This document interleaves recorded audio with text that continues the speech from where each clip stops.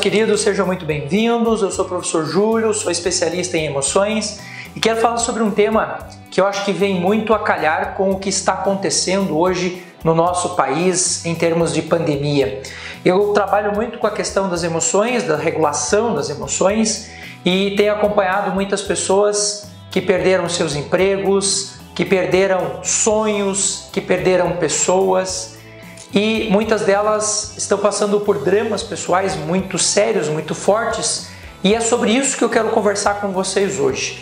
Eu trouxe aqui um manual que eu uso como referência, o nosso Tratado Brasileiro, sobre perdas e luto, e eu quero explicar um conceito aqui muito interessante sobre a ideia de luto, para que as pessoas não só compreendam o que é o luto, mas também aprendam a lidar melhor com essas situações.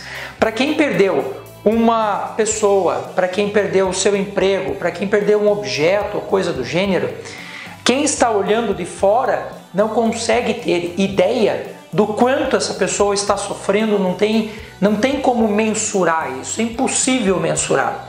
No entanto, teoricamente, a gente consegue estabelecer algumas fases nesse processo de luto. E isso que eu vou falar para você agora, talvez seja mais importante em termos de teoria para quem está acompanhando o luto do que para quem está vivendo o luto. Por que eu estou dizendo isso? Porque para quem está vivendo o luto, esse drama emocional ele é tão forte, ele é tão potente, que ele não permite a pessoa compreender o que está acontecendo com ela mesma. Mas para aqueles que estão acompanhando o enlutado, aí sim a gente consegue estabelecer essas fases de uma maneira mais clara, de uma maneira mais objetiva. Via de regra, os autores, de maneira geral, que trabalham com o luto, estabelecem 4 ou 5 fases. Depende da corrente teórica. Eu quero falar para você das 5 fases que eu acompanho sempre. Quando uma pessoa perde alguém ou perde alguma coisa de valor, de importância, ela entra nesse estado emocional que nós chamamos de luto. E a primeira fase do luto é sempre a fase que nós chamamos de fase de negação ou fase do desespero. É aquela situação clássica em que a pessoa se dá conta de que não terá mais um ente querido ali junto com ele, ou que levaram no seu carro, ou que perdeu o seu emprego. Quando ele se dá conta disso, entra na fase do desespero, entra nessa fase clássica da negação. Você vai ver que de todas as fases, provavelmente essa é a mais intensa, É aquela fase em que a pessoa sente corporalmente, sente fisicamente o luto de uma maneira mais intensa.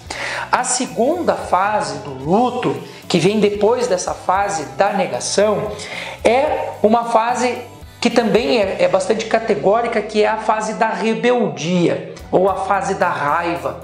Por que acontece essa fase? É a fase em que a pessoa começa a encontrar ou a buscar culpados para aquela situação.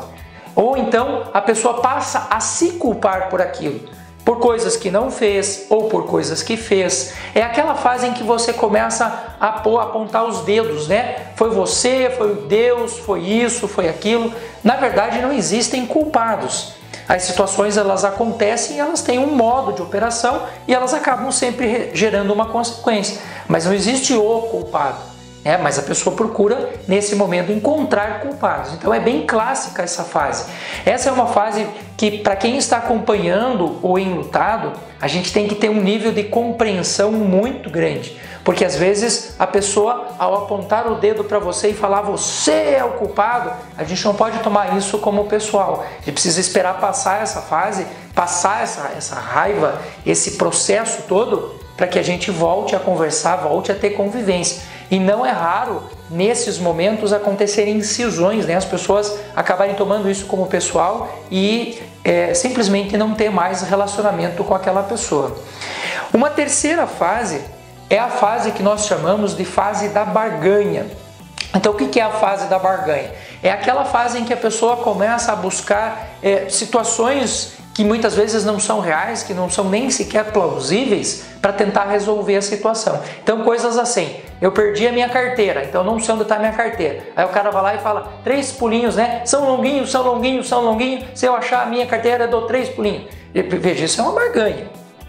Isso é uma barganha, não tem como você achar a carteira, você está perdido, talvez você encontre um dia, mas é muito comum as pessoas passarem por esse tipo de situação. Olha, se a promessa clássica, né? Olha, se eu voltar a ter o meu relacionamento, eu faço tal coisa.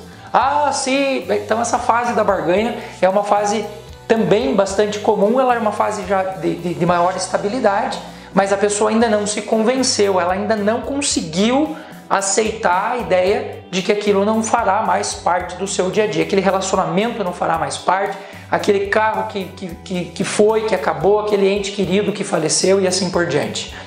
A quarta fase já é uma fase menos intensa, mas uma fase também muito profunda, que é a fase da reflexão. É quando a gente para pensar na importância, a gente para pensar no quanto aquilo foi significativo para a gente, é a fase em que a gente forma as memórias. Esta fase é a fase clássica que nós chamamos de vivenciar o luto. Esse vivenciar não é que as outras fases você não esteja vivenciando, mas esse é o momento de você parar e criar rituais para a superação do luto. Então, por exemplo, você perdeu uma pessoa que você gosta muito, né? Uma pessoa muito querida. Esta é a fase em que a gente começa a estabelecer um ritual de visitar lá o túmulo dessa pessoa, o ritual de ver a foto. Então todo esse processo é um processo muito importante porque ele é significativo para você vencer esse estado de luto. E a última fase, que seria a fase número 5, é a fase da aceitação e a fase da adaptação da vida sem esse componente significativo que gerou, cuja perda gerou o luto. Esta fase ela pode demorar, depende de pessoa para pessoa, mas quando a gente vai pensar nessa questão do luto como um processo bioquímico, como um processo de aceitação, leva-se em consideração que uma fase de luto, dependendo do que se perdeu, uma pessoa, por exemplo, um ente querido, a gente leva em torno de 6 meses a 1 ano, num ritmo considerado estatisticamente normal, porque algumas pessoas podem levar muito mais tempo. Porém, é significativo falar, por exemplo, que não conseguir vencer essa fase do luto, não conseguir vencer esse momento do luto, isso pode trazer consequências para a vida da pessoa e pode ter consequências inclusive de saúde, Uma pessoa que perdeu um filho, uma pessoa que perdeu o pai, perdeu a mãe, ou às vezes nem é tanto voltado para uma pessoa, mas perdeu dinheiro numa transação, perdeu o seu carro que tanto gostava e tudo mais, e essa pessoa não consegue passar, não consegue vivenciar o luto, ela pode sentir esse drama pelo restante da vida. E isso pode gerar para ela problemas muito sérios, problemas de novos relacionamentos, então ela não consegue se relacionar mais, pessoas que não conseguem vencer essa fase do luto, não conseguem casar de novo, não conseguem ter mais filhos e assim por diante.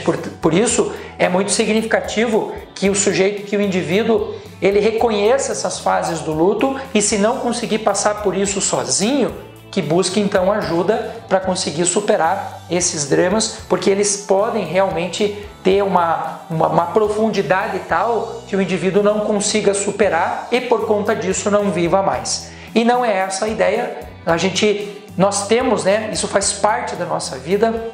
A morte nos acompanha, a perda nos acompanha, a frustração nos acompanha, isso faz parte da vida. Ninguém quer, ninguém deseja, mas isso faz parte da vida. A não superação disso impede o indivíduo de continuar a sua vida, impede o indivíduo de ter uma vida muitas vezes, ok? Então para você que está acompanhando o Enlutado ou para você que passa por um drama como esse, e queira compreender um pouco melhor essas fases do luto, está aí o vídeo que eu prometi para vocês.